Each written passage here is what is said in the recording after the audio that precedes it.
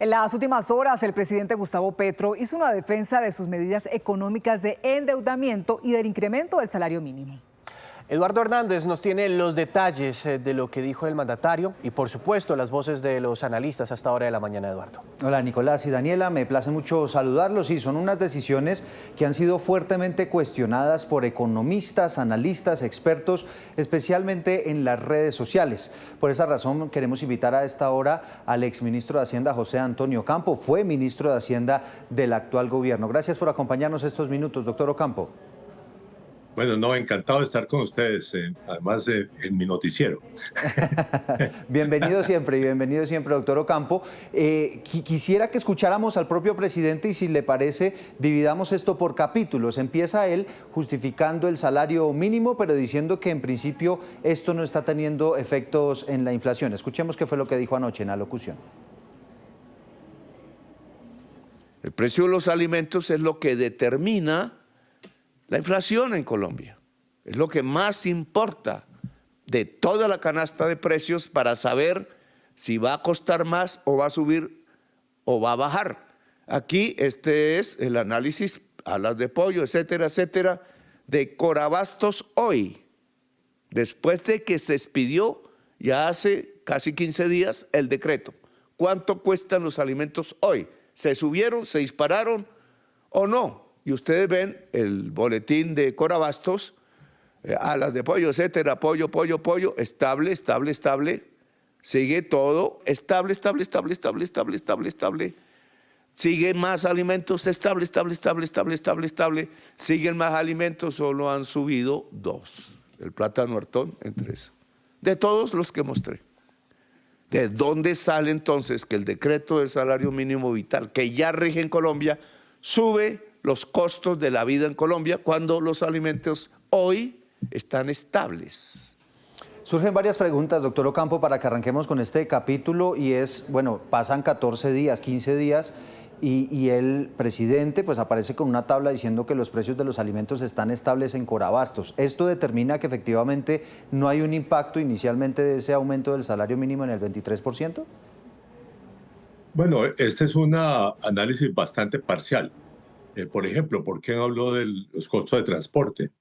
Que sí han subido bastante en todas las ciudades, los arriendos, que también son importantes en la canasta familiar, ¿no?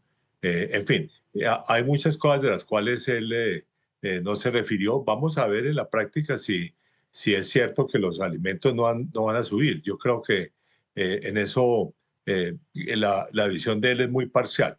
En otras palabras, entonces yo creo que todos los analistas externos al gobierno estamos convencidos de que la inflación se va a acelerar. Digamos, todas las apuestas están en que después de más o menos un 5% que terminó el año pasado, vamos a terminar este año algo así entre 6,5% y 7% de inflación. Sí, doctor, lo que entiendo es que usted dice, el presidente hace un análisis parcial, ya pasaron 15 días desde que se decretó el aumento del salario mínimo, pero el aumento del precio de los alimentos no se podría ver, por ejemplo, reflejado en los próximos 15, 16 días. No, vamos a ver, perdóneme, y meses. Sí. Meses, porque digamos, los aumentos a veces vienen con rezago, porque en el caso de los productos agrícolas pues, depende también de los mecanismos de abastecimiento. Obviamente, por ejemplo, cuando hay más demanda de alimentos, le está tomando, digamos, un periodo que en realidad son de relativamente baja demanda de alimentos, ¿no? Que es el comienzo de año, ¿no? Entonces, eso lo vamos a ver, pero digo, hay muchos otros productos, ¿no? Que él no está analizando y que estoy seguro de que van a aumentar de precio como resultado de la decisión sobre el aumento del salario mínimo. Doctor Ocampo, decíamos, hay varios capítulos. El otro tiene que ver con el endeudamiento. Lo que ha planteado anoche el presidente de la República es que básicamente lo que está haciendo el gobierno es endeudarse más barato para pagar deuda. Escuche precisamente qué fue lo que dijo y lo que explicó el jefe de Estado. Hicimos un endeudamiento de Colombia para pagar deudas. Nosotros no nos endeudamos para gastar en nuestro programa, sino para pagar las deudas que heredamos. Ojo con eso. Y el cobro en tasa de interés interna en Colombia fue 13% y pico de interés.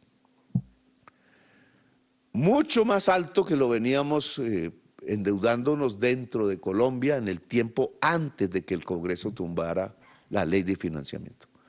Lo que se percibía era que en la medida en que no teníamos capacidades para pagar la deuda, porque habían sido recortadas por el Congreso de la República por sectarismo político e irresponsabilidad con la nación, los señores congresistas, que ya ustedes deben mirar quiénes lo hicieron, entonces se disparó el costo de la deuda en Colombia y eso la hace insostenible para pagar hasta que decretamos la emergencia económica.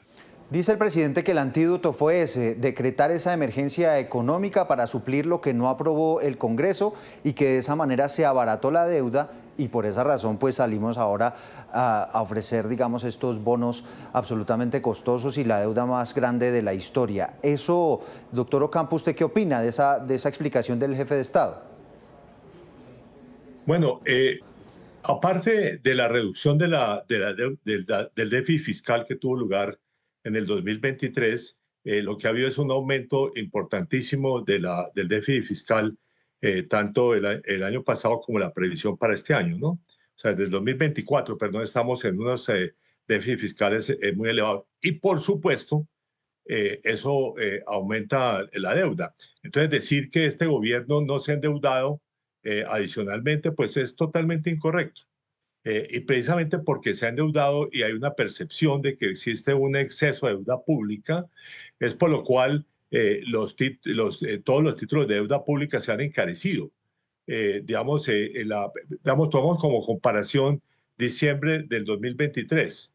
Digamos, la tasa de interés del Banco de la República baja unos 4 puntos, el DTF unos 4 puntos, la de los créditos bancarios al sector privado un poco más de 4 puntos. Los test de un año han bajado apenas unas pocas décimas y los test de 5 y 10 años se han encarecido.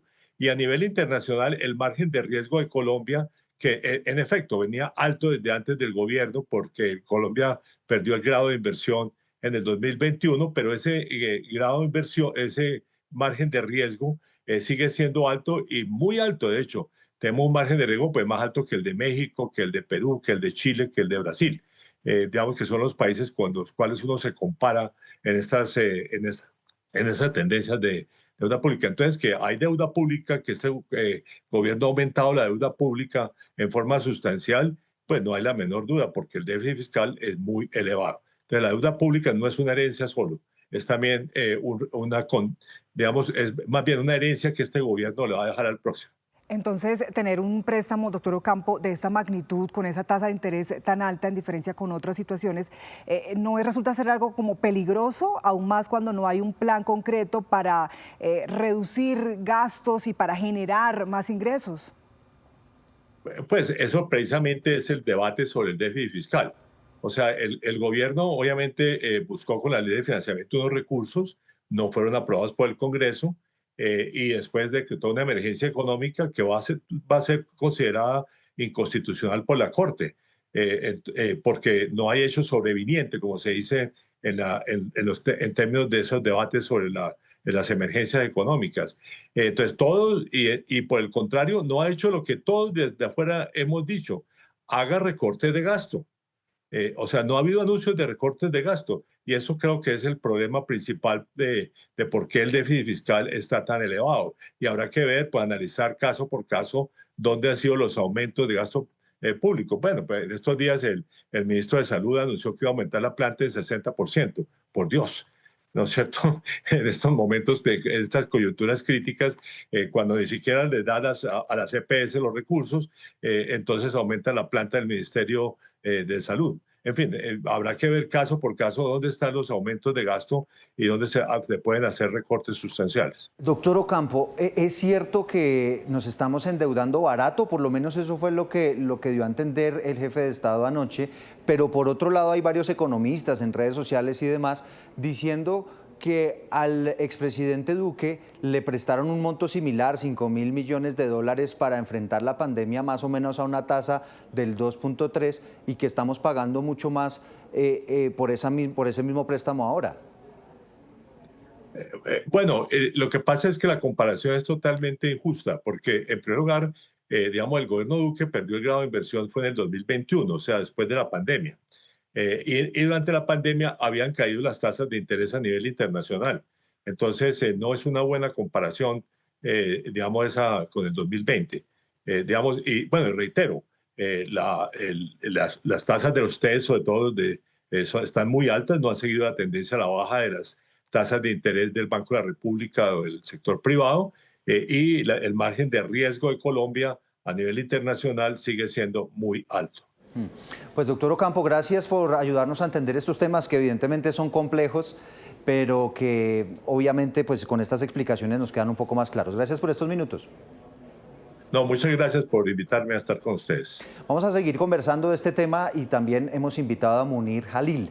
Él es director de investigaciones económicas en BTG Pactual, pero además fue economista jefe del Citibank, un hombre que es experto en todo esto que tiene que ver con los préstamos en bancas multilaterales. Gracias por acompañarnos estos minutos también. Muy buenos días, con mucho gusto. Bueno, le planteo esta misma pregunta. Dice el presidente Gustavo Petro que en realidad, gracias a la emergencia económica y demás, Colombia está en la capacidad de endeudarse un poco más barato y por eso se endeuda para pagar deuda, una deuda que estaba más cara. ¿Eso es así? Yo no vería, mi interpretación alrededor de ese tema no sería ese. Yo lo que creo es que los mercados siempre se anticipan y no están pensando en el resultado del día a día. Y a mi torno de ver con las conversaciones que normalmente tengo con los compradores, con los administradores de esa deuda, que para que entendamos, esos son los fondos de pensiones de los países desarrollados, esos son ahorro básicamente pensional que se tiene, pues básicamente ellos dan por sentado que aquí no se va a aprobar esa emergencia económica. Yo creo que ellos están muy con lo que está pensando todo el mundo en el país, es que no existe, como lo decía el exministro Campo, un hecho sobreviniente que genere que eso lo vaya a pasar la Corte. Entonces eso ya está más que incorporado a los precios de usted. Sin embargo, yo creo que aquí sí hay una apuesta por parte de estos inversionistas extranjeros y es una apuesta a un cambio de gobierno. Y lo que ellos están diciendo es Colombia va a tener un cambio de gobierno y con ese cambio de gobierno se va a enderezar y va a recomponer una tendencia de, como también lo decía el ministro Campo, tratar de equilibrar un poco. Ojalá aprovechemos esta oportunidad de verdad para mirar este tema de los gastos, porque esto es una discusión que va a tener que darse no solamente con el Ejecutivo, sino además con el Legislativo. Es muy importante. Lo que hemos venido viendo en los últimos años es un Congreso que ha venido aprobando los gastos y no está pensando mucho en los ingresos. Entonces, estos recortes tienen que ser una decisión del gobierno inicialmente desde el punto de vista del presupuesto, pero si queremos solucionar el problema estructural, esto es igual que en una casa. O sea, si uno lo que tiene es un desfase en donde todos los meses le está entrando menos plata a la casa que los gastos de la casa, pues uno tiene que entrar a ver estos gastos, ¿será que sí los puedo recortar por un periodo de tiempo corto o será que es que ya las clases de equitación de la niña en el colegio ya no se pueden hacer más? Entonces, en ese sentido, es eso lo que tiene que estar mirar al país y que el nuevo presidente va a tener que entrar a revisar. Sí, doctor, aterrizando un poco este tema tan complejo a economía del hogar, pues yo entiendo que los bonos son como préstamos que el país pide a inversores extranjeros con una condición, como ellos dan la plata y yo lo pago después con intereses más altos. En ese sentido, eso es como, por ejemplo, cuando yo voy a un banco, pido un crédito de libre inversión para pagar una deuda que tengo y en últimas, pues efectivamente pago esa deuda, pero la deuda sí continúa en el tiempo con unos intereses un poco más altos. Las tomas que se hacen cuando se toman estos créditos, igual que con uno va al banco y uno pide y a uno le fijan, le dan una tasa de interés fija, o sea, uno va a pagar básicamente la misma tasa de interés. Eso es lo que en este mundo, cuando el gobierno hace esta primera emisión, en el caso de la emisión en dólares que hizo, lo llaman el cupón.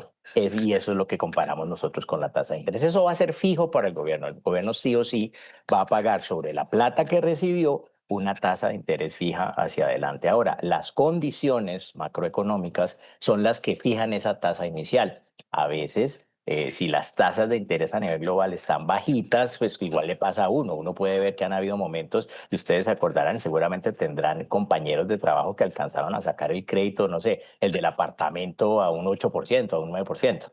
Hoy en día están al 10%.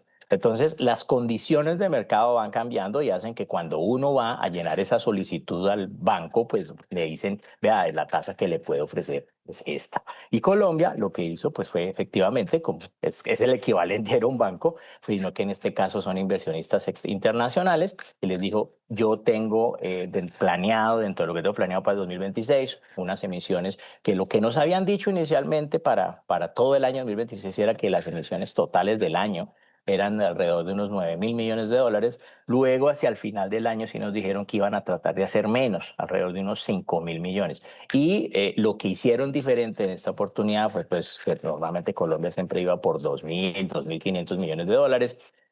Lo hacía básicamente por un poco más. Sí, doctor Munir, en resumidas cuentas, tal vez esto es tapar un hueco, pero generar otro. Pues a ver, esa sí es la gran diferencia con un hogar, pero ese es el juego de todos los gobiernos en todas partes del mundo. Y podríamos alguna vez discutir que ese es un problema y usted tiene toda la razón. Los gobiernos en el mundo lo que hacen, y es una estrategia que se hace en todas partes del mundo, es básicamente lo que se está haciendo es como si usted tiene dos tarjetas de crédito, entonces usted está sacando una tarjeta nueva, ¿cierto? Coge esa tarjeta, hace un avance en efectivo para pagar la tarjeta que usted está vendiendo abajo.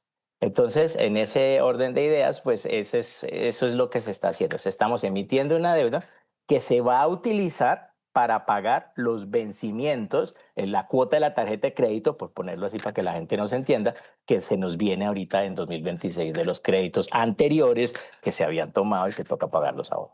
Pues señor Jalil, muchas gracias por esos minutos con nosotros aquí en Noticias Caracol para ayudarnos a aterrizar estos temas que de alguna manera pues nos tocan a todos los colombianos, nos impactan. Muchas gracias. Que tengan un buen día.